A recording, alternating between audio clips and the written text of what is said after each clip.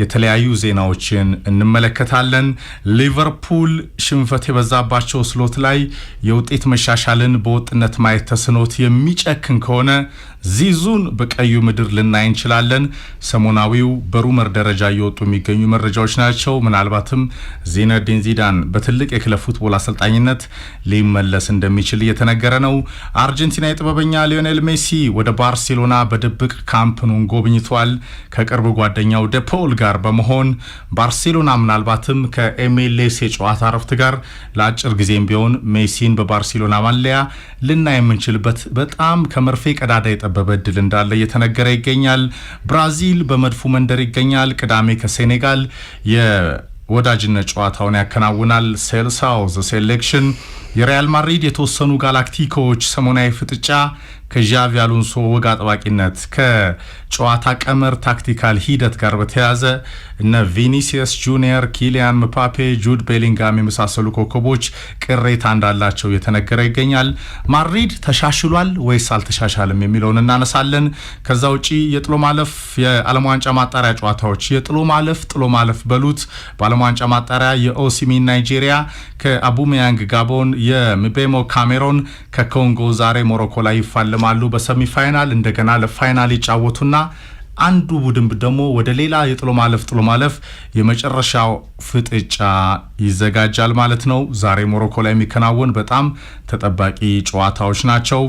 ለዘንድሮ የአፍሪካ ባለንዶር የዓመቱ ምርጥነት ሽልማት አሽራፍ ሀኪሚ ወይስ መሐመድ ሳላ ሌላው አብይ ጉዳይ ነው። ከ10 ቀናት በኋላ እዛው ሞሮኮ ላይ ይከናወናል። የአፍሪካ ዋንጫ ምድብ ድልድልና የአውሮፓ ታላላቅ ክለቦች አፍሪካውያን ሱፐርስታሮችን በወርሃ ታህሳስ የማጣት ወቅታዊ የቀጠለ ስጋት እንደዚሁም የመጨረሻዎቹ ዙሮች የዓለም ዋንጫ ማጣሪያ ጨዋታ ወሳኝ ፍጥጫዎችን ትሪቡን ስፖርት በኢንተርናሽናል ብሬክ ይመለከታል። ቀስትና ወስፈንጥር ዲዲና ፔሌ ሬቪሊኒዮ፣ ዛጋሎ፣ ቶስታው አቤት ወርቃማው ትውልድ ጋሪንቻን ጨምሮ ፍቅር ዘ ቢዩቲፉል ፉትቦል ዘ ቢዩቲፉል ጌም ብራዚል ዘ ሴሌክሽን ቢጫዎቹ 1950ዎቹ መጨረሻ 60ዎቹ እስከ 70 ድረስ ያ ቡድን የዓለም እግር ኳስን እስከ ወዳኛው የተቆጣጠረ ለኔ ይመስለኛል። ትክክል ኤፍሬም። እንግዲህ ብራዚሎች ምናልባትም በዓለም ላይ በጣም በትልቁ ኢንፍሉዌንሻል የሆነ ተጫዋች የሌላቸው አሁን ላይ ይመስለኛል አይደል? ከቅርብ ጊዜ ድረስ ፔሌን እናነሳ ነበር። ብራዚል ያው ደጋግመን አንስተነዋል። ወደ ዓለም ዋንጫውም ወደ ኦሊምፒክም ስንሄድ በታዘብነው ልክ እግር ኳስ ነች፣ የምትነፍሰው እግር ኳስን ነው። ጆጎ ቦኒቶ ዘ ብራዚሊያን ዌይ ዘ ቢዩቲፉል ጌም ይሉታል።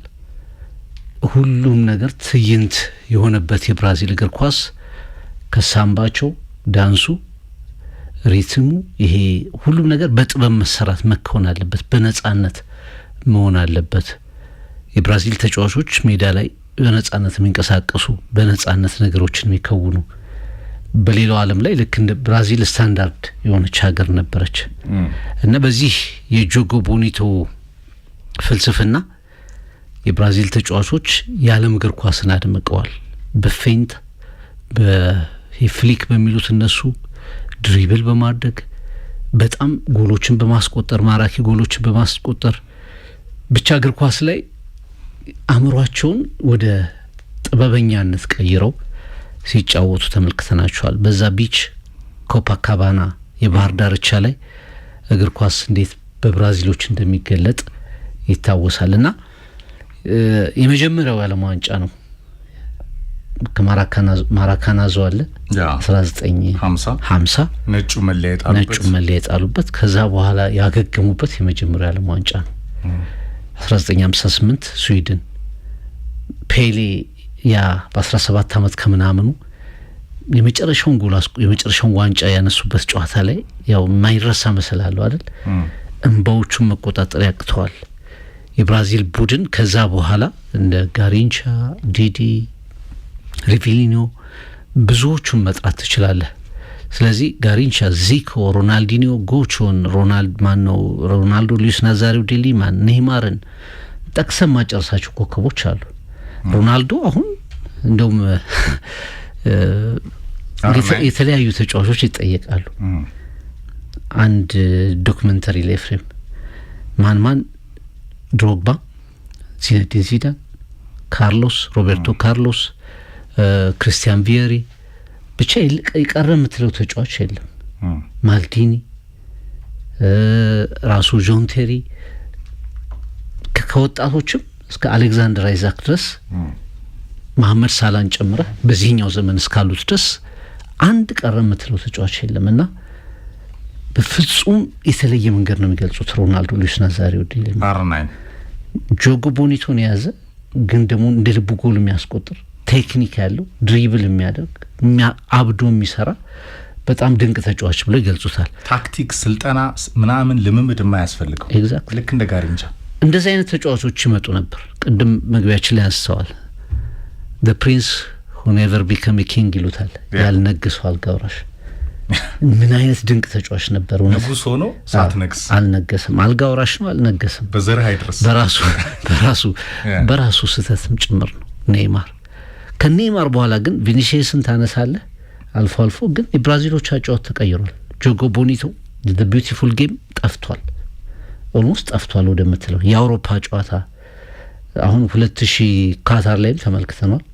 ኔይማር ላይ ሲደርስ ነው ኳሱ ትንሽ ብራዚልን የሚመስል የነበረው።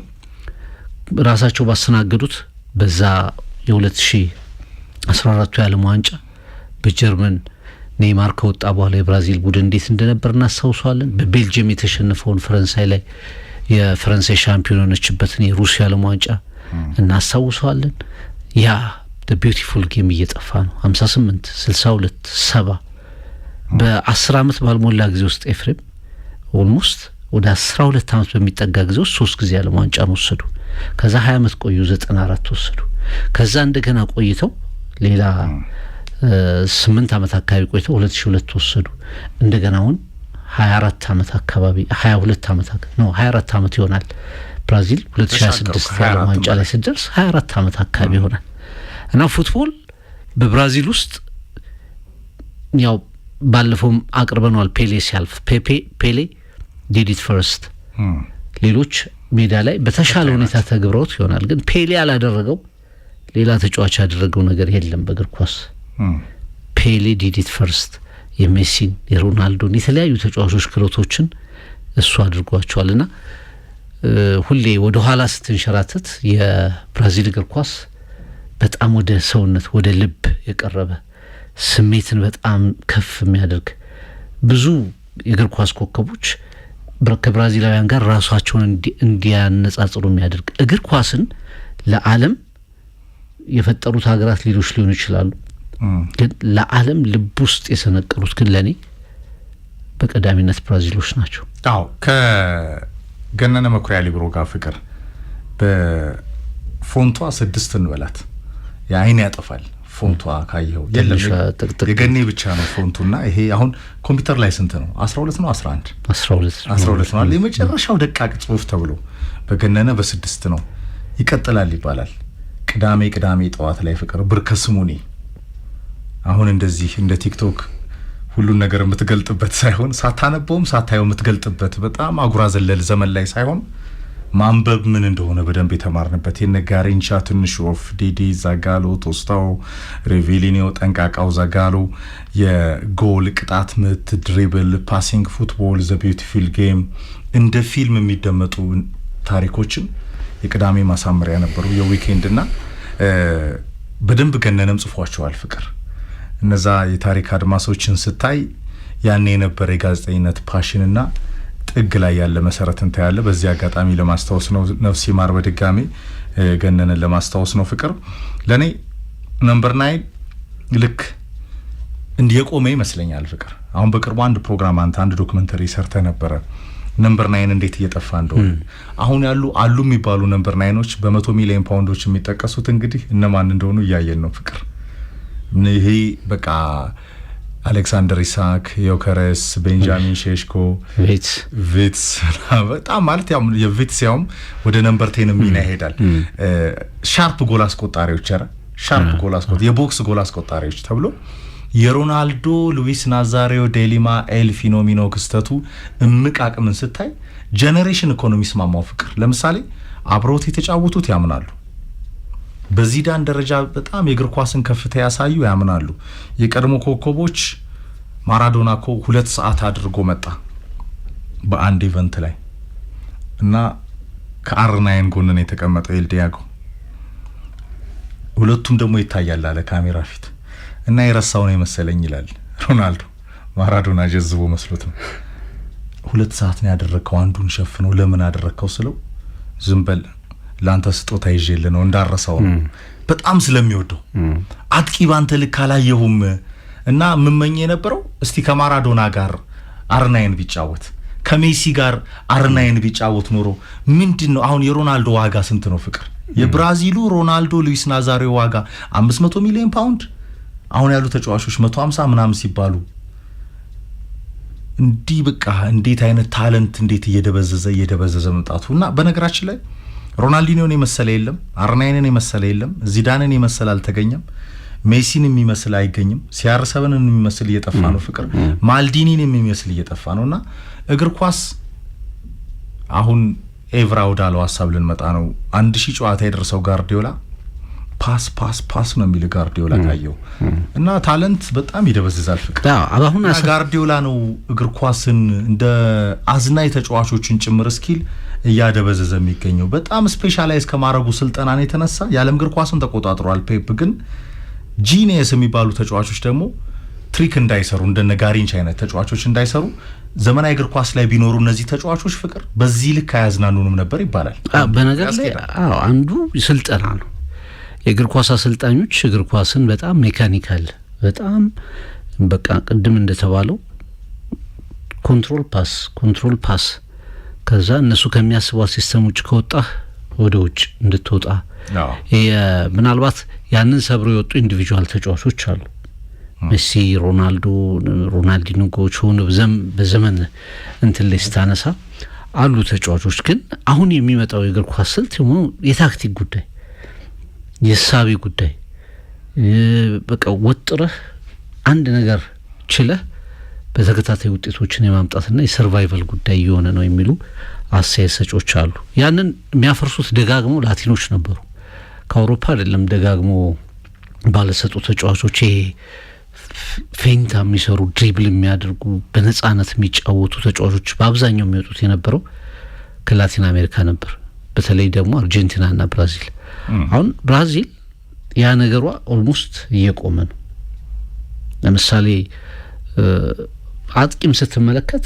አሁን እኮ ስለ አጥቂ ሲያስቡ አንቸሎቲ በቅርቡ የሰጡት አስተያየት አለ ቪኒሲየስ ጁኒየርን ወደ ሴንትራል ፎርዋርድነት መቀየር ያስባሉ ኔይማርም ከመጣ በፎልስ ናይን እንዲጫወት ያስባሉ ከመጣ ብራዚል ውስጥ ከሌ የምትለው አጥቂ የጠፋ ነው ሪቻርልሰን እኮ ነው በቃ እነዛ ባላት ተሰጥቷት አጥቂዎች እግዚአብሔር ያሳየህ ይሄሉ ኢማጂን ስለዚህ አሁን እንደ ቪኒሲየስ ጁኒየር አይነት ተጫዋቾችን ወደ ሴንተር የማምጣት ሚና ለመቀየር ሁሉ እያሰቡ ይገኛሉ ሜይ 2025 ነው አንቸሎቲ ብራዚል ብሔራዊ ቡድን አሰልጣኝ ሆኑት ብራዚል አሰልጣኝ የላትም እንግዲህ እግር ኳስ ሁሉ ነገሩ የተወለደበት ያደገበት በቃ ማንጸሪያዋ ሀገር 5 ጊዜ በማሸነፍም ቀዳሚ በሁሉም የዓለም ዋንጫዎች ላይ የተገኘችው ብቸኛው ሀገር በመጨረሻ ከፍተኛ ዲቤት ከተደረገ በኋላ ብራዚላውያን አሰልጣኞች መምራት አይችሉም የብራዚል ብሔራዊ ቡድንን የሚል ዲሲዥን ላይ ደርሰው በታሪክ ለመጀመሪያ ጊዜ ካርሎ አንቸሎቲን አሰልጣኝ አድርገው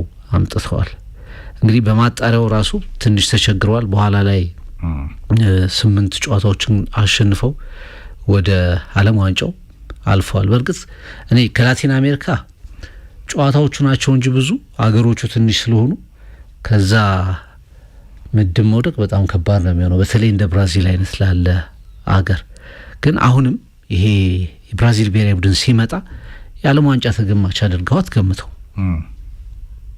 አሁን ስፔንን ፈረንሳይን ፖርቹጋልን ኢቭን እንግሊዝ ብሔራዊ ቡድን ጀርመን ጣሊያን እነዚህን ቡድኖች የአውሮፓ ቡድኖችን ካስቀደምክ በኋላ ነው ወደ ብራዚል የምትመጣ አርጀንቲና በከረንት ፐርፎርማንሱ ሻምፒዮኑን ከኔይማር በኋላ በሚድፊልዱ በበቅቻ የሆነ አንድን ነገር በላቀ ደረጃ ቪኒሲየስ ማነሳው ተጫዋች ነው አለው ስኪሉ ሁሉ ነገሩ ግን የኮንሲስተንሲ ጉዳይ ታነሳበታለህ ወደ ብሔራዊ ቡድኑ ደግሞ ገና አልመጣም ሪያል ማድሪድ ላይ ይሻላል። ብሔራዊ ቡድኑ ላይ ገና ዴሊቨር አላደረገም። ስለዚህ ብራዚል አንዱ በዓለም እግር ኳስ ላይ ይሄ በነጻነት ኳስን የመጫወት የመፍጠር መጠበብን የምትይዘው ሀገር እንኳን ወደ ኋላ እየተንሸራተተች ነው። ይፈል ወደ አፍሪካ ስትመጣ አፍሪካ ቡድኖች በአብዛኞቹ የዚህ ቢዩቲፉል ጌም አቀንቃኞች አልነበሩ። ጋናን የተወሰነ ዘመን ላይ፣ ናይጄሪያ የተወሰነ ዘመን ላይ ወደ ዓለም ዋንጫ የመጡትን ነው የምልህ። እነሱን ልታነሳለህ እንጂ አፍሪካ እግር ኳስ ይታወቃል። የአውሮፓ እግር ኳስ በአብዛኛው የስፔን ብሔራዊ ቡድን ብቅ እስኪስል ድረስ የኪክንድራሽ ቡድን ነው አብዛኛው ቡድን። ጀርመን ሻምፒዮን የሆኑት ብዙ ቡድኖቿ ምናልባትም ከ2014 ሻምፒዮን ውጪ ብዙ ቡድኖቿ። ጣሊያን ካቴና ነው አብዛኛው ውጤታማ የሆኑ ቡድን። የእንግሊዝ ብሔራዊ ቡድን 66 እንደቆመ ነው በቃ እዛ ላይ እንደቆመ ነው። እና ይሄ ሶርስ የምትላቸው አርጀንቲናም አንድ ሊዮኔል ሜሲን ይዛ 36 ዓመት ታገሰ አንድ ሊዮኔል ሜሲን ይዛ ግን በአብዛኛው ይሄ በምንድነው 10 ወታደሮች በተፋላሚ ተጫዋቾች ነው ዋንጫውን ያነሳቸው በመጨረሻ። ይሄ በተሰጧ በምትታወቅበት በተሰጧ የአርጀንቲና ብሔራዊ ቡድን ዋንጫ አላነሳም። ሜሲን ልጠቅስ ይችላል፣ ዲማሪያን የተወሰነ ከሜሲ ውጭ በቃ ያላቸው ናቸው። እና እግር ኳስ በአጠቃላይ የታለንት ትኩረቱ አቅጣጫ አዝናኝ ተጫዋቾችን የመመልከት ክሬቲቭ የሆኑ ተጫዋቾችን የመመልከት የእግር ኳስ የመጨረሻ ምርጥ ቁጥር 10 ቁጥር ነው አይደል? እነሱ ተጫዋቾች አሁን 10 ቁጥር የሚለብሱ ተጫዋቾች አንዳንዴ በቃ ስቃለህ። 10 ቁጥሩን መልበስ ከባድ እየሆነ ነው። በምንድነው በዝምድና ነው እንደሚሰጧቸው የምትላቸው አይነት ተጫዋቾች 10 ቁጥሩን ጀርባቸው ላይ ያስቀምጣሉ። ድሮ 10 ቁጥር የለበሰው ተጫዋች ምን እንደሚሆን ይታወቃል። ማራዶና መሆን አለበት ምን እንደሚሆን ይታወቃል። ሰፈርም ተጫዋት፣ ብሔራዊ ቡድን ተጫዋት፣ በቀበሌ በምን ተጫዋት አንድ ተጫዋች 10 ቁጥር ለብሶ ሲገባ የምትጠብቅበትን ነገር ታውቃለህ፣ እሱም የሚጠበቅበትን ነገር ያውቃል። ግን አሁን በዓለም ላይ ጭምር ነው ነገር በትልልቅ ሊጎች ጭምር የ10 ቁጥር ተጫዋቾች ሳይቀሩ የሆነ የታጋይነት ተጫዋቾች የትግል ተጫዋቾች የሚመስሉ ነገሮች አሉና ያ ዘመን 1958 1990 በተለይ የ2000 መግቢያ ድረስ እነ ሮናልዲኖ ጎቹን የተመለከትንበት በኋላ እነ ሜሲ መጀመሪያ ጨዋታቸውን የጀመሩበት ዘመን ድረስ ግን እግር ኳስ የሚነጋገርባቸው ምርጥ ኮከቦች ሁሉ ነበሩት። አሁን 90 ደቂቃ በአሰልጣኞች ሐሳብና በኮቺንግ ስታፋቸው የጨዋታ ቀመር ላይ ተመሰረተ። ፕሮፌሽናሊዝም ሰማይ የነካበት፣ ብሮድካስተሮች ስፖንሰሮች ተጽዕኖ የፈጠሩበት፣ በውጤት ላይ የተመሰረተ ኮንትራት ይኖርሃል ፍቅር። ቻምፒየንስ ሊግ ፉትቦል ካልገባህ ዋና ቪው ከሌለህ በተለይ በብሮድካስቲንግ ላይ ጌምህ ተመርጦ እንዲታይ አሁን የዩናይትድ የውጤት ቀውስ እኮ አዲዳስ ሪቪው እንዲያደርገው ሆኗል። ቻምፒየንስ ሊግ ሳይገባ የአውሮፓ ፉትቦል ሳይኖረው 750 ሚሊዮን ፓውንድ እየከፈልክ የመለያ ስፖንሰር ሆነህ እንዴት ነው? ስለዚህ ውጤታችሁን አሁን ግን ውጤት ደግሞ በአሰልጣኞች ሐሳብ ላይ ተጫዋቾች ተስጦ ታለንት ሪሶርስ የሚባክንበት ከዛ የጨዋታ ሲስተም ጋር የሚሄዱ ተጫዋቾች ሱፐርስታሮች የሚመረጡበት ጌሞች በአሸናፊነት ላይ ብቻ የተመሰረተ ሆኖ ቬንገር ከሚሉት ሐሳብ በተቃራኒ ይቆማል። አንዳንዴ ፕሮፌሰሩ እግር ኳስ ቡድኖች ሲገነቡ አሰልጣኞች ቡድኖቻቸውን ሲያዋቅሩ በጣም ለተመልካች ተጨንቀው የሚሆኑበት ዘመን እያበቃ መጥቷል። ገንዘቡን ከፍሎ ለሚገባ በየማች ዴው 100 ፓውንድ 150 ፓውንድ 79 60 ፓውንድ የሚከፍል አመታዊ ትኬት በ2000 ፓውንድ ምናምን የሚገዛ ተመልካች ሲት ያለው በሆም ማች ጨዋታ ላይ ሲት ያለው ለዛም ተመልካች ዓለም አቀፍ ላይ ለሚገኙ ድንበር ተሻጋሪ ተመልካቾች እግር ኳስ መዝናኛ መሆኑን ፍቅር የረሱ አሰልጣኞች መጥተዋል። ለምን? ላለመባረር ጫና ውስጥ ስለሚገቡ፣ ሚዲያ ጫና ውስጥ ስለሚከታቸው፣ ኦውነሮች ጫና ውስጥ ስለሚከቷቸው፣ ስፖንሰሮች ዘመኑን ተከትሎ ሳይንስ ሆኗል ጫና ውስጥ በመግባቱ ፍልስፍና የጨዋታ ሲስተም ኢትዮጵያ ውስጥ ብቻ ነው የሌለው እንጂ ዓለም ላይ ፍቅር በደንብ በመታየው ደረጃ ተጫዋቾች ካላቸው ትሪክና ካላቸው ተስጦ በተቃራኒው ሚና ተሰጧቸው አሸናፊ ሲሆኑ ይታያል። ይሄ ደግሞ የሞደርን ፉትቦል ገጽ መሆኑ በነ አርናይን ደረጃ በነ ዚዙ ሮናልዲኒዮ ደረጃ በጣም በነ ጋሪንቻ ሌቭል ሜሲ ሌቭል የሚገኙ በጣም ቴክኒካል የሚባሉ ተጫዋቾች እየጠፉ በነ ስኮልሲ ፔርሎ ሌቭል በጣም ቪው ያላቸው ፍቅር የንስራይን ያላቸው ተሻጋሪ ኳሶችን የሚጥሩ በነ ሪያን ጊግስ ሌቭል የመስመር ተጫዋቾች እየጠፉ መምጣታቸውን እንደ ማሳያ ይቆጠራል። 10 ቁጥር እንዳልከው ነው አንዳንዴ አይከብድም የምትለው ተጫዋች ገጥሞ አያውቅም። 10 ቁጥሩን ሲልህ ራሱ በሰፈር ማሊያው ብቻ የሚሄድ በቅልጥሙ ኳስ የሚያውቀው ማሊያው የሚበርበት ማሊያው ብቻ የሚሄድ ተጫዋች ያለ አንዳንዴ ማሊያውን በቦታው ብታስቀምጠው የተሻለ ሚና ሊወጣ ይችላል። ማሊያውን ብቻ ማንጠፍ ብታነጥፈው የተሻለ ሚና መጫወት የሚችሉ ተጫዋቾችን ታያለ። ለማንኛውም ግን ያው እግር ኳስ ቅድም እንዳልከው ወደ ቢዝነስነት ካዝናኝነት ወደ አሸናፊነት ወደ ቢዝነስነት እየተቀየረ ነው። አሸናፊነት ከመጠን በላይ ጎልቶ ከሚገባውን በላይ ጎልቶ እየታየ ነው። ካላሸነፍ አንዳንድ አሰልጣኞች አሉ ሁለቱንም ያሳዩ የሚለው አሁን እኔ ፔፕ ጓርዲዮላ ትችት ላይ ማልስማማው ለምንድን ነው ፔፕ ጓርዲዮላ እግር ኳስን ከኢንተርቴይንመንት ጋር ነው በአለም ላይ ለእግር ኳስ ትልቅ ውለታ ውሎ ነው ፕሮግራሙ በጣም በጥሩ ሁኔታ ገልጾታል። የሚበዙ ነገሮች አሉ ማትስማማባቸው በቃ ኤክስትሪምሊ እስከ ሚድናይት ቁጭ ብሎ አንድን ፓስ ደጋግሞ የሚያጠናበት የምትሰማው ቡድኑ አሸንፎ ሻምፒዮን ሆኖ ስለተሳሳተ ፓስ ስለ አንድ ተጫዋች ስህተት ጥግ ላይ የሚመክረው ምናምን አለ የሆነ ካሜራ ፊት በጣም ኦብሰስድ የሆነ አሰልጣኝ ነው። እንደዚህ አይነት ነገሮች አሉት እንደው በጣም ማትደግፋቸው የሚበዙ የሚመስሉ ግን ሰር አሌክስ ፈርጉሰን 2011 ላይ ያ የባርሴሎና ቡድን ማንቸስተርን እንደዛ አድርጎ ሲያሸንፍ አንድ የተናገሩት ነገር ነበር። በህይወቴ እንዲህ አይነት ቡድን አይቼ አላቅም ምርጡን ቡድን የገጠምኩት የሚል ነገር ተናግረዋል።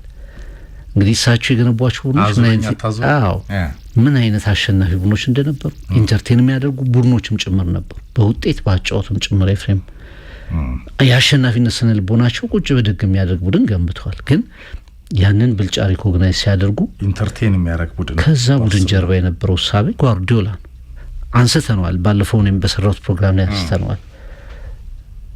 የባርሴሎና ቦርድ ጓርዲዮላንና ሞሪኖን የመቅጠር ሁለት አጣብቂኝ ውስጥ ነበር። ሞሪኖ ለዛው የአውሮፓ ሻምፒዮን የሆኑ እንግሊዝን የናጡ አሰልጣኝ ሆነው ነው ለባርሴሎና ቫካንት ቦታ ራይካርድ ያ ሮናልዲኒዮ እንደውም ከባርሴሎና የልምምድ ቦታዎች በላይ የካታሎኒያን ምሽት ቤቶች ይረግጣል እስኪባል ድረስ መቆጣጠር አቃተው ራይካርድ። ከታች ነው ያመጡት በጓርዲዮላ። ከዛ ጊዜ ጀምሮ ባጫወቱ በመጀመሪያ ያው ራሱ ሮናልዲኒዮ እና ኤድዋርድ ጉድጆንሰን የነበሩበትን ቡድን በታችኛው ቡድን አሸነፈው። ካታሎን ሁለተኛው ቡድን የባርሴሎና ዋናውን ቡድን አሸነፈ። ከዛ ነው የመጣው።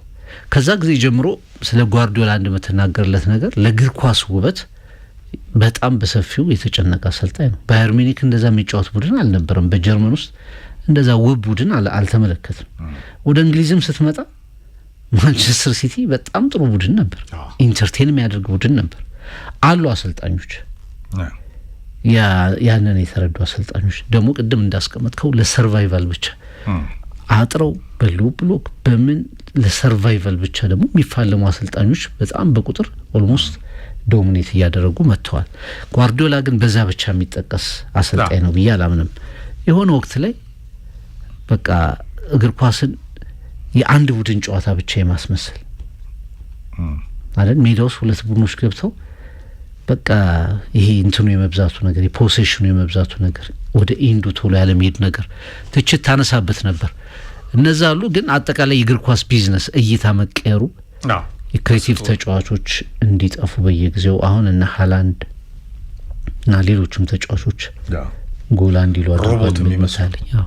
ሮቦት የሚመስሉ ከላቦራቶሪ የወጡ የሚመስሉ አሁን ስካንዲኔቪያ ሴሌብሬት ሲያደርግ ራሱ አይተከው ነምበር 9 እኮ አሁን ስካንዲኔቪያ ነው።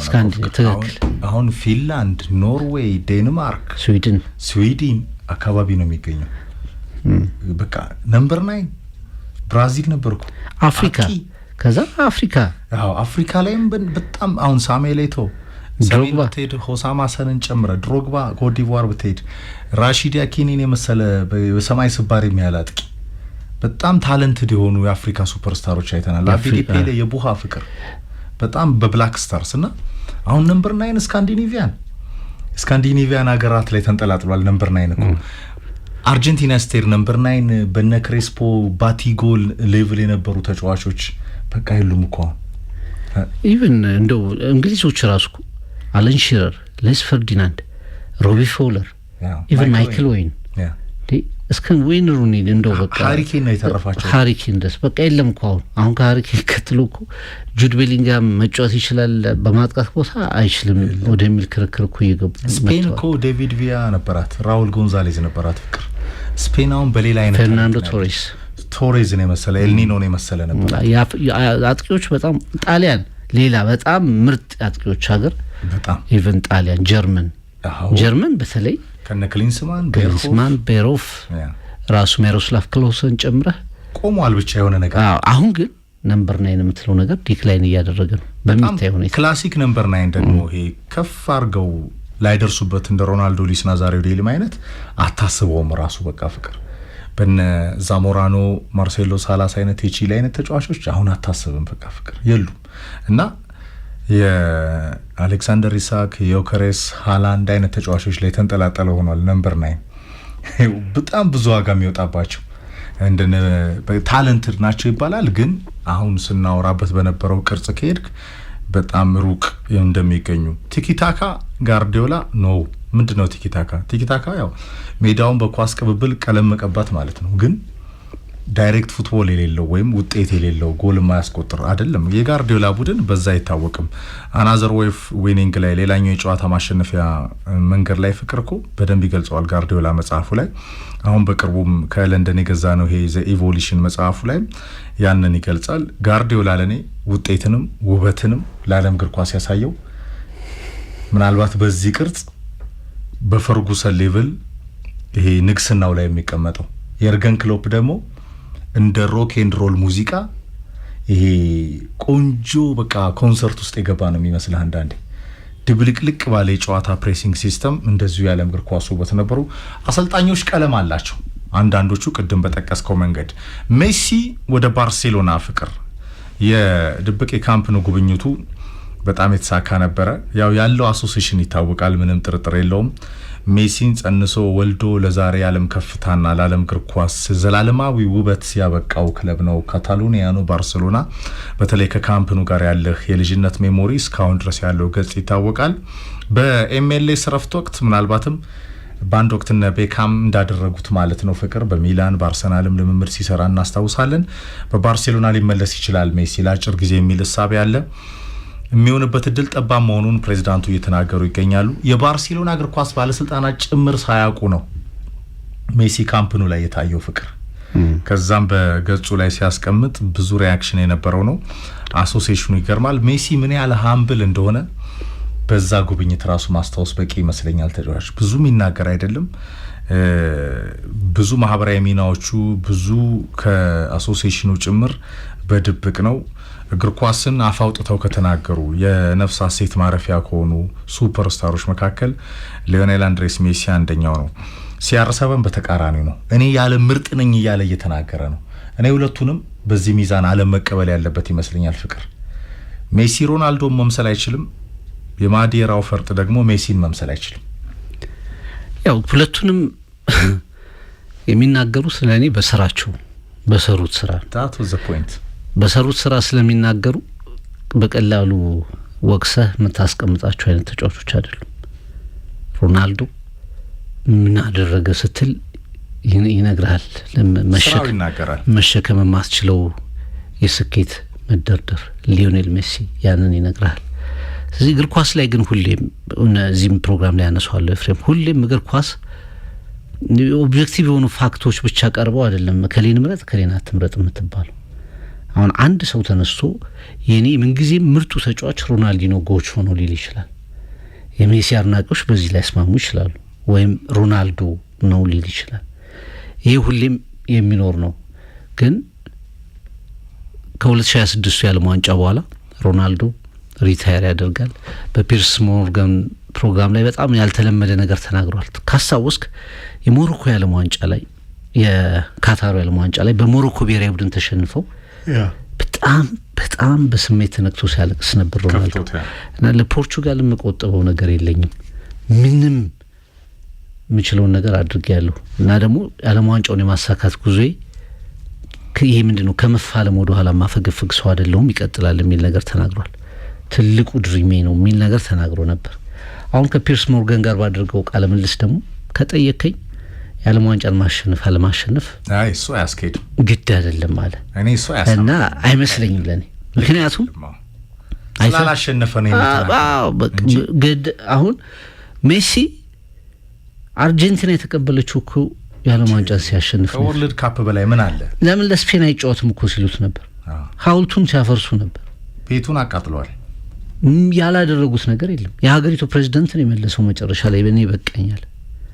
አርጀንቲና ድምጹን ከፍ አድርጎ እንደ ኤልዲጎ መዝሙሯን የማይዘምር ኮከብ የዓለም ኮከብ ሊሆን ይችላል። ለባርሴሎና የሚጫወት ኮከብ ሊሆን ይችላል። የኛ የምን ጊዜ ምርጥ ግን ኤልዲጎ ነው፣ ማራዶና ነው ይሉት ነበር እስከ ካታር የዓለም ዋንጫ ድረስ።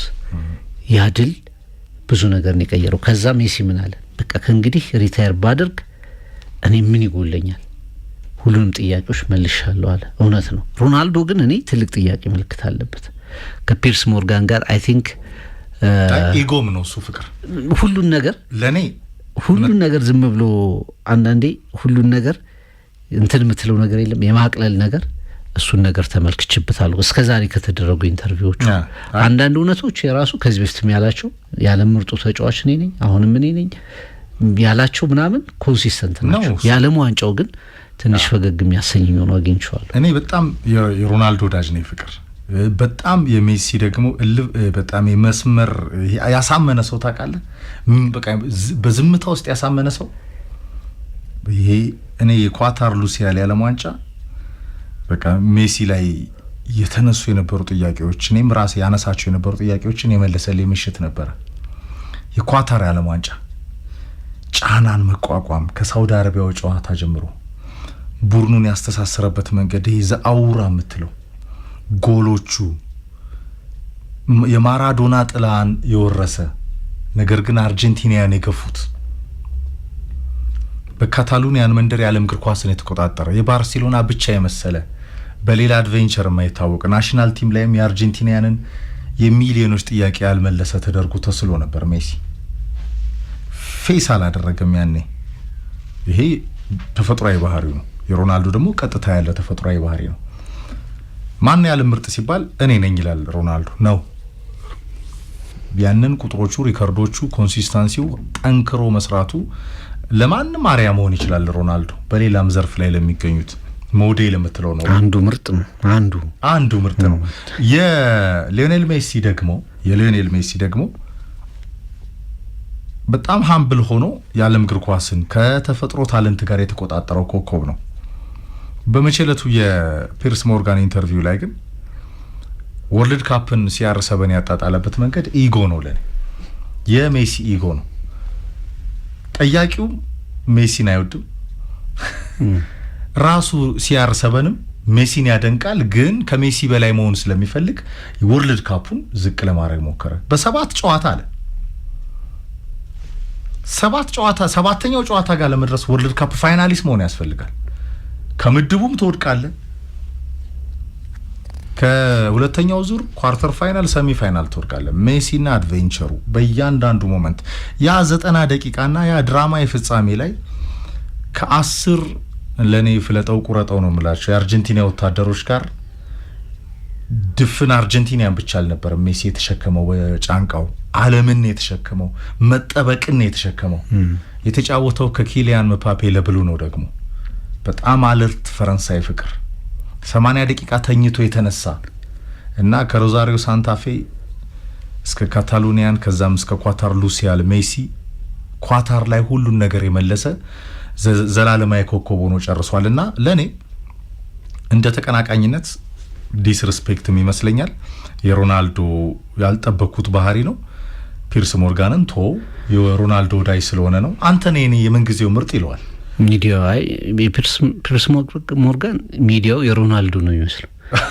እዛ ጥያቄውን አንዳንድ ሀገራት ላይ እንደሚደረግ ጥያቄውን ሮናልዶ አዘጋጅቶት ለፒርስ ሞርጋን ሰጥቶት ፒርስ ሞርጋን ደግሞ እየጠየቀው እየመለሰ ነው የሚመስለው። ኮንፍሮንት አያደርገው በቃ ሊድ ያደርገዋል፣ ይመራዋል። ሮናልዶ ለሚናገረው ነገር ማረጋገጫ ይሰጣል። ያ ነበር ሚናው። አርናይን እኮ ይኸውልህ አርናይን ተናገረ ፍቅር። አሁን ሮናልዶ የሚዲያ ሰው አይደለም። ሮናልዶ ፉትቦለር ነው፣ ፕሮፌሽናል አትሌት ነው አይደለ? ሚዲያዎች ይናገሩ ግድ የለም ፒርስ ሞርጋን ይናገርሽ፣ አንተ የኔ ያለ ምርጡ ነው ይበለው። ፔሌ የሚላለ፣ ማራዶና የሚላለ፣ ሮናልዶ ሉዊስ ናዛሪዮ ዴሊማ የሚላለ፣ ሜሲ የሚላለ፣ ሲያርሰበን የሚላለ። ፍቅር መምረጥ መብት ነው። እኔ መምረጥ መብቴ ነው። ሮናልዶ እኔ ነኝ አለ። አርናይን ምን አለ መሰለህ? ትልቁ ብራዚሊያ አጥቂ ሮናልዶ የማይደገመው ሰዎች ስላንተ ቢናገሩ ይሻላል። ተንታኞች፣ ሚዲያዎች፣ ኤክስፐርቶች ስላንተ ቢናገሩ ይሻላል። ሉክ ሜሲ ሀምብል ነው። አንድ ቀን እኔ ነኝ ያለ ምርጥ ብሎ እሱ ላይ እኔ ይቅርታ ልዩነት አለኝ። አንተ ብለን መሰለህ አንደኛው ፓርት ባህሪም ሁሉ ተመሳሳይ አትሆን። በቃ የባህሪ መመሳሰል ላይ ኖር ይችላል። አንድ ዋናው ሮናልዶ እኔ አንደኛ ነኝ ሲል ለዛኛው አካል ተገቢውን ሪስፔክት መስጠት ነው። አዎ ያለ ማንጫ መጨረሻ ላይ የሚፈርደው ለመሰለ አሁን እዛ ቀድም የነገርኩ ኢንተርቪው ላይ ስለ አርናይን ሮናልዶ ሉዊስ ናዛሪዮ ዴሊማ ብዙ ተጫዋቾች ነው የተጠየቁ፣ ማይክል ኦዌን ጨምሮ ዚዳን፣ ብዙ ተጫዋቾች ነው የተጠየቁት። በአጋጣሚ ዶክመንተሪውን የላከልኝ በረከት በላይነህ ቤኪ ነው ወዳጃችን፣ እያየሁት ነበረው እያዩ ፈንገስ እና እዛ ላይ ሮማሪዮ ይጠየቃል። ሮማሪዮ እኔ ባልኖር ሁለተኛ ነው አለ። እሱ ኮልም ያለ ሌሎቹ በሙሉ ባይፋር በጣም በረጅሙ ጋር ሊንክ ከተለያየ ሮማሪዮ መጣ። ዝላታንን አልጠየቁት። ሮማሪዮ በጣም እኮ ዝላታን ተጠየቀ። ቢገርም እዛ ላይ ያለ ዝላታን የመጨረሻ ምርጡ ተጫዋች፣ ድንቁ አጥቂ፣ ቀዳሚ አጥቂ በምድር ላይ ምርጡም ኮከብ እሱ ነው አለ። ሲያርሰበን ኖ ሮናልዶ አርናይንን ከዛ ሮማሪዮ ተጠየቀ ማለት ነው። ሮማሪዮም በጣም ምርጥ አጥቂ እንደሆነ ይታወቃል። በብራዚል ምርጥ ተጫዋች ነው። ግን እኔ ባልኖር በቃ ይሄን ምልህ እኔ ስላለው ነው። እኔ ባልኖር ሁለተኛ ነው፣ በዓለም ላይ ምርጡ አጥቂ ሁለተኛ ነው አለ። አንዳንድ ሰዎች እንዲህ ሊሉ ይችላሉ። ምክንያታቸው የተለያየ ሊሆን ይችላል። ባህሪያቸው ሊሆን ይችላል። አንዳንዴ ደግሞ ተገቢውን ዋጋ አልተሰጠንም ብለህ ልታምን ትችላለህ። ለምሳሌ ተሰራና ሰዋይ ጀጅመንቱ የተፋለሰ ይሆናል። የማህበረሰቡ አንተ እዚህ ትፈጋለህ፣ ትሰራለህ፣ ታሳያለህ። ሰው ግን ሰው ምን ታረጋለህ? ትወጣና ክሬዲቱን ትወስዳለህ። ይሄን አድርጌያለሁ ብለህ ትላለህ። ሜሲ ግን ያንን ጆዜ ኮስ አም ዘ ስፔሻል ዋን ብለዋል። ክሎፕ ኖርማሉ ሰው ነኝ ብለዋል። ጆዜ ደግሞ እንደመጡ እዚህ የምታወሩት ሰው ቀላል ሰው አይደለም፣ የአውሮፓ ሻምፒዮን የሆነ ስፔሻል ዋን ነኝ ብለዋል። ስም ወስደዋል። አንዳንዴ ይሄ ነገር አይደለም እኔ እንትን የሚለኝ ግን ለምሳሌ ፒውር ፋክት ዓለም ዋንጫን አይደለም ሮናልዶ ሀገሩ እኮ አላገኘችውም እስካሁን። ፖርቹጋልም ሲያርሰበን ማያውቁ የሉም እኮ በቃ በዓለም ላይ ከኢዜፒዮ ዘመን ጀምሮ 5 የዓለም ዋንጫ አካባቢ ተሳትፏል ሮናልዶ። በሁሉም እያለቀሰ ነው የወጣው። ስለዚህ ዲስሪስፔክት ማድረግ የለብህም። ስላጣው ምንድነው ያጣ ምናምን ለማይተሳድቡ ይሄዳል እንደምትሉ አይነት ነገር ነው። ዓለም ዋንጫን ካላገኘ ሌሎች ስላገኙት እንትን ማለት የለብህም። በሰባት ጨዋታ ቀሉዝ አድርጌዋለሁ ህልሜ ነው እስካሁን አላሳካሁትም ብትል ክብር ነው የሚጨምርልህ። ሌላ ምንም አትሆንም። አንዳንድ ነገሮች ላይ ያንን ትመለከታለህ። ለማንኛውም የሆነው ሮናልዶ በዛ ኢንተርቪው ስለ ቴናግ ስለ ማንቸስተር የተናገረው ነው። እሱ አንተ ጉዳይ ስላለ ነው ከቴናግ ጋር ስለ ቴናግ ስለ ማንቸስተር የተናገረው ልክ ነው። ፍቅር ጉዳይ ስላለ ነው። እኔ ያለ ምርጥ ነኝ ማለቱ ልክ ነው፣ መብቱ ነው። እኔ ያለ ምርጥ ነኝ ማለቱ አሁን አንተ ባልከው መንገር ነው። አሁን እዚህ ፊት ለፊታችን የተቀመጠው ሰው ቀላል ሰው አይደለም። አም ዘ ስፔሻል ዋን ብሎ መጀመር መብት ነው። ዓለም ዋንጫን በሰባት ጨዋታ ግን ያለ ምርጥነት አይለካም ማለት ልክ አይደለም። ወርልድ ካፕ እኮ የከፍታው ጥግ ነው። ሌላው ያለ ቀርቶ ያለ ዋንጫ ቀርቶ ኤፍሬም ቻምፒየንስ ሊግ ባለማንሳታቸው ተጫዋቾች እኮ ይጸጸታሉ። አሁን የአጥቂዎች ማንጸሪያ የምትለው ሮናልዶ እኮ ቻምፒየንስ ሊግ፣ ሌሎችም ተጫዋቾች ቶቲ ብዙ ቻምፒየንስ ሊግ ማሸነፍ ያለባቸው ኦንሪ ቴሪዮንሪ ማልዲኒን የመሰለ ተከላካይ ወርልድ ካፕ የለውም። ማልዲኒ ወርልድ ካፕ የለውም። ከወርልድ ካፕ ትልቁ እንትን ነው እንዴ።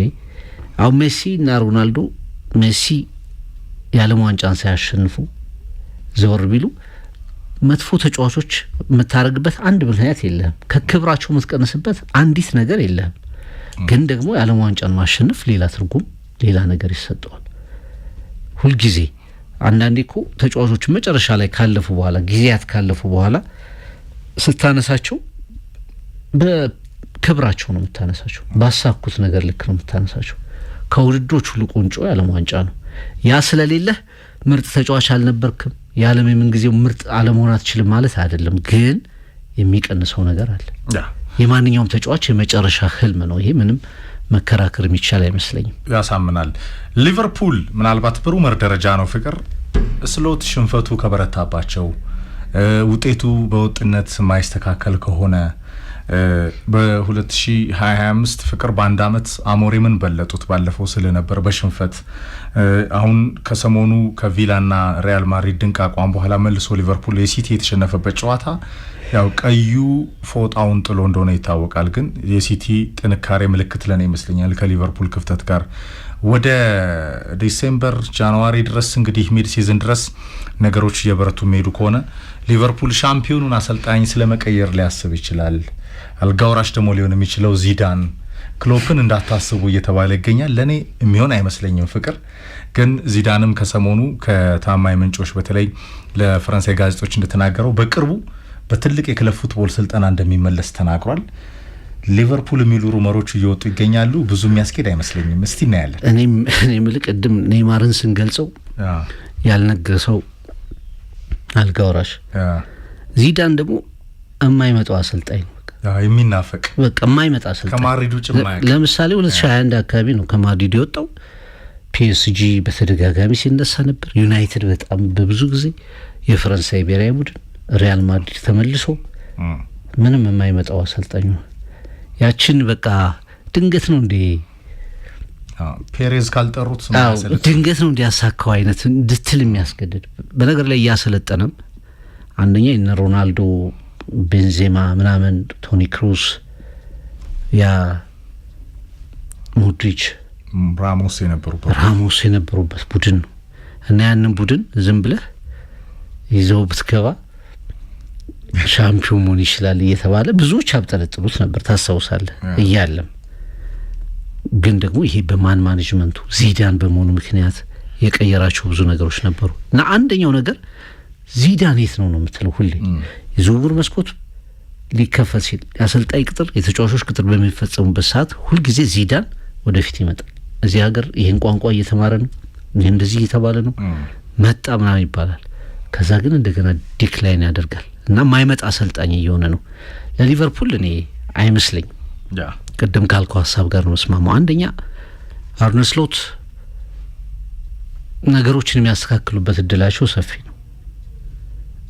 አሁንም ሊቨርፑል ያው ማንቸስተር ሲቲ ወደ እንትኑ መለሳቸው እንጂ ወደ ክራይሲሳቸው መለሳቸው እንጂ በሁለቱ ጨዋታዎች ላይ ያሳዩት ነገር ነበር። ሁለተኛ እነዚህ የተጎዱ ተጫዋቾች እንደ አይዛክ እና አቋማቸው የወረዱ ተጫዋቾች እንደ ቬትስ አይነት ተጫዋቾች ዝም ብሎ አይነት ፖቴንሻል አይደለም ያላቸው። ሲገዙም በዛ ልክ በጣም ተዳፍኖ ሊሆን ይችላል፣ ግን ሊነሳ የሚችል ፖቴንሻል አላቸው። ስለዚህ የነገሮች መቀየር ቅርብ ሊሆን ይችላል በሊቨርፑል። በእርግጥ ዚነዲን ዚዳን በሰክሰስ ደረጃ ማንም አሰልጣኝ አድርጎት የማያውቀውን ነገር አድርጓል። 3 ቻምፒየንስ ሊግ 2 እንኳን ማሸነፍ ለየትኛው አሰልጣኝ ከባድ በሆነበት 3 ጊዜ ያሸነፈ አሰልጣኝ ነው ላሊጋን ጨምሮ። ግን ዚዳን ደግሞ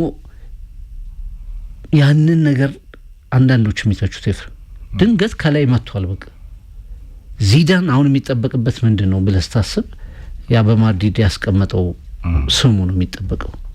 ስለዚህ እዛ ውስጥ መግባት በቀላሉ ዘሎ መግባት የሚችል አይነት አሰልጣኝ አይደለም የሚለው ነገር ጠንከር እያለ ስለመጣኔ እውን ይሆናል የሚል እምነት የለኝም። ሊቨርፑልም ፍቅር የቪላና የማድሪድ ጨዋታውን ስታይ ይሄ በሲቲ የገጠመው ፈተና የሲቲ የጋርዲዮላ አዲስ ቡድን ከፍ ያለ ኳሊቲና ጥንካሬ ማሳያ ነው እንጂ ሊቨርፑል ቀጣይ ተከታታይ ጨዋታዎቹን ደግሞ በማሸነፍ ስሎት ከጫና የሚወጡበትን እድል አላቸው። ፍቅር ከሰሞኑ ተከታታይ ሽንፈታቸው ማግስት ቪላ ላይ ሪያክት አድርገዋል። በጣም ጥሩ ቡድን ነው የዩናይ ኤምሬ ቡድን። ትልቁ ሪያል ማድሪድ ላይ ምን እንዳደረጉት አይተናል ፍቅር። ከዛ ማግስት እንደገና በማንቸስተር ሲቲ ማድሪድ ያደረጉትን የገጠማቸው ራሳቸው ላይ ግን ከዛ ማግስት ከብሬክ መልስ ሊቨርፑል የሚኖሩት ጨዋታዎች ይታወቃል። ግን የዚዳን በሩመር ደረጃ ዝም ብሎ መነሳት ስላለበት ነው። ከዛ ውጪ ሪያል ማድሪድ እንደዚሁ ከዣቪ አሎንሶ ጋር በተለይ ሪያል ማድሪድ ኪ የሚባሉ ተጫዋቾች ፍቅር አንዳንድ አሰልጣኙ በሚተገብራቸው ከፍ ያለ ወግ አጥባቂነት ባለበት የጨዋታ ስታይል ሂደቶች ላይ ቅሬታ እየተሰማ ይገኛል። ያ ውጤት ሲጠፋ የሆኑ ነገሮች ይወጣሉ አይደል? ዣቪ አሎንሶ ዘ ማስተር ክላስ ሲባል ነበር ከኤል ክላሲኮ በኋላ በሊቨርፑል እንደዛ ሲንከራተት አንፊልድ ላይ እንደገና ደግሞ በላሊጋው ነጥብ ሲጥል ከጨዋታ ቅርጽ ሲስተም ከጨዋታ ትግበራ ልምምድ ሜዳ በማድሪድ ካምፕ ውስጥ እየተገበራቸው የሚገኙ ነገሮች ቶታሊ ትንሽ ፈታ ማለት የለመዱት ብራዚል ሱፐርስታሮች ራሱ ቪኒሲየስን ጨምሮ ሮድሪጎ ጁድ ቤሊንጋም የመሰለ የእንግሊዝ እግር ኳስ ድንቅ ታለንት የተወሰኑ ምፓፔን ጭምር ተጫዋቾቹን የሚይዝበት መንገድና አንዳንድ ደግሞ በጣም ሲሊ የሆኑ ነገሮችንም ለማስረዳት የሚሄድበት መንገድ ቅሬታ ፈጥሯል እየተባለ ነው። ይሄ በአንድ ወቅት በቤኒቴዝ ላይም ገጥሟል። ፍቅር በዋትስአፕ እኮ ለሮናልዶ ሲያር7 ቅጣት ምት እንዴት እንደሚመታ ለሰርጂዮ ራሞስ እንዴት በፈጣን የማጥቃት እንቅስቃሴ ከአጥቂዎች ፊት ሸርተቴ እንደሚወረድ ቪዲዮ አላኩም ቤኒቴዝ። የራሞስን አላቅም። ሮናልዶ ግን በነጋታው ናና ምታና ሳየኝ በፑንት እንዴት እንደሚመታ እስቲ ያሳየኝ እና አንዳንዴ ትልልቅ ጋላክቲኮች ኢጓቸው በጣም ሰማይ ይሰቀለ ነው። ፍቅር እነሱን ማኔጅ የምታረግበት የማን ማኔጅመንት ስኪልህ ወሳኝ መሆን አለበት። ፍሬንድ ቤተሰቡ ነው። ዚዳን አንድ የተሳካለት ፕሮፋይሉ ትልቅ ነው በተጫዋችነቱ።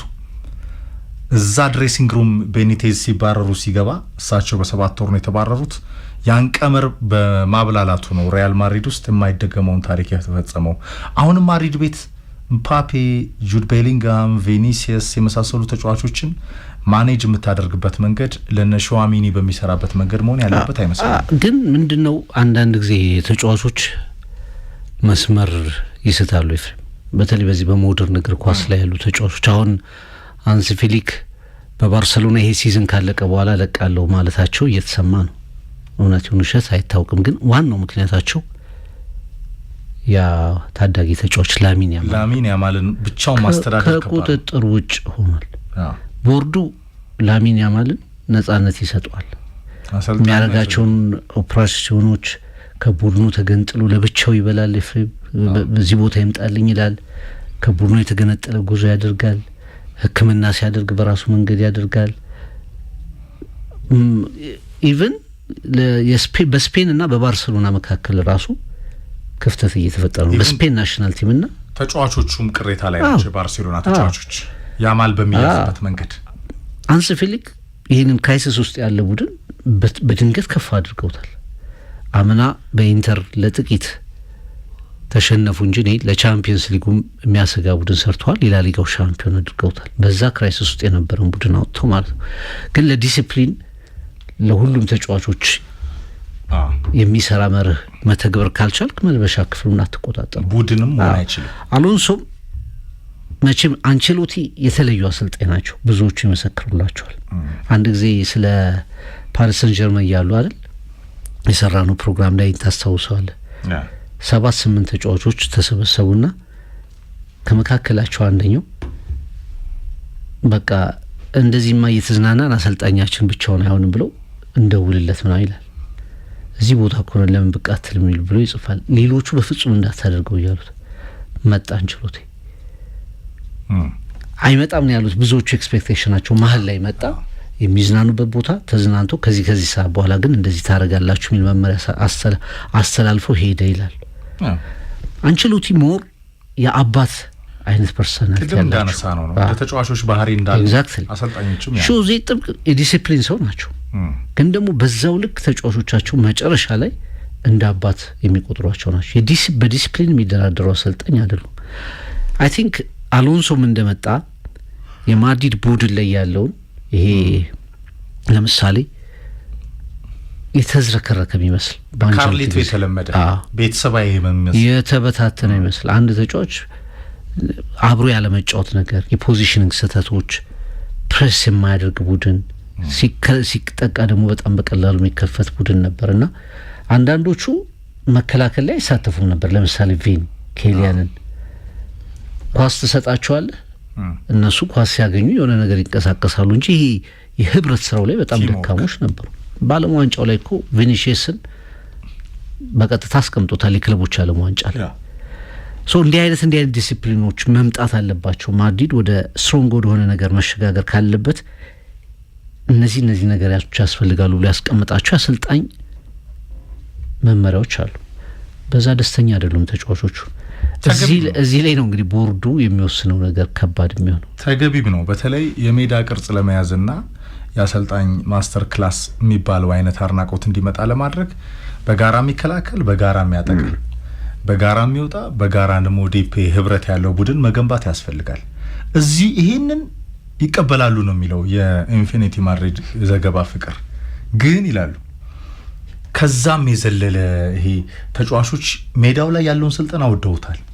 ግን ደግሞ ይሄ የተጫዋቾችን የሚይዝበት መንገድ አሁን አንዳንዴ አሰልጣኙ አሁን ፈርጉሰን ብዙ ይሄ በቃ ያውሬ ባህሪ ያላቸው ተጫዋቾችን ገርተው ሜዳ ላይ ሊደር አድርገው ከካንቶና እስከ ከኪን እስከ ሩኒ ኮከብ አድርገዋል አይደል?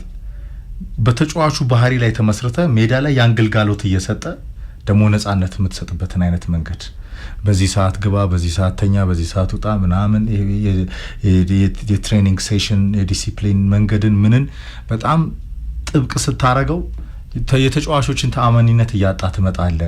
ያንን አሎንሶ ማስተካከል አለበት የሚል አይነት ዘገባዎች እየወጡ ነው። ፍቅር ለማንኛውም ውጤቱ ማሳያ ይሆናል በቀጣይ የሚኖሩ አድቬንቸሮችና ውጤቱ። ዛሬ በጣም ወሳኝ ጨዋታዎች በአፍሪካ የጥሎ ማለፍ ነው የሚለው ባለም ዋንጫ ማጣሪያ ናይጄሪያ የኦሲሜን ከአቡሜያንግ ጋቦን፣ እንደዚሁም ምቤሞ ያለበት ካሜሮን ከኮንጎ ሞሮኮ ላይ ይፋለማሉ።